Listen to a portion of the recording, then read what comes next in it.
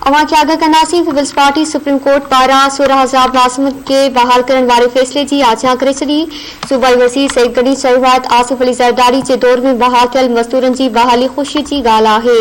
सुध समा वारे सूबाई वज़ीर सईद गनी सुप्रीम कोर्ट जे फ़ैसिले बाबति पंहिंजे बयान में चयो आहे त पीपल्स पार्टी हमेशह मज़दूरनि सां गॾु बीठल हुई ऐं मुस्तक़बिल में बि गॾु बीठल रहंदी। सुप्रीम कोर्ट पारां आसिफ अली ज़रदारी जे सदाती तौर में बहाल थियल मज़दूरनि जी ॿीहर बहाली जो फ़ैसिलो ख़ुशीअ जी ॻाल्हि आहे। सईद गनी चयो त पीपल्स पार्टी जे वफ़ाक़ी सरकार सियासी बुनियादनि ते कढियल मुलाज़िमनि खे बहाल कयो हो। सुप्रीम कोर्ट तरफ़ां मज़दूरनि खे बरतरफ़ करण वारी तारीख़ खां बहाल करण जो फ़ैसिलो सदन हक़ जी सोभ आहे।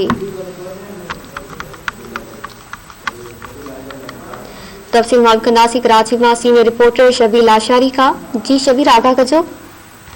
जी बिल्कुल, इतलात खाते जे सूबाई वज़ीर सईद गनी सुप्रीम कोर्ट तरफ़ां जेको बहाल थियल मुलाज़िमनि वारो फ़ैसिलो आहे उनखे ख़ुशाइन करार ॾींदे चयो आहे त आसिफ अली ज़रदारी जे दौर में बहाल थींदड़ मज़दूरनि खे सुप्रीम कोर्ट हिकु दफ़ो ॿीहर बहाल कयो आहे, जेको फ़ैसिलो बहितरीन फ़ैसिलो आहे। सूबाई वज़ीर सईद गनी चयो त पाकिस्तान पीपल्स पार्टी जी वफ़ाक़ी सरकार सियासी बुनियादनि ते जेके मुलाज़िम फारिग कया विया उन्हनि खे बहाल कयो हो। वरी ॿियो भेरो उन्हनि मुलाज़िमनि खे कढण जी कोशिश कई वई, जेको बहितरीन या सुठो अमल न हो।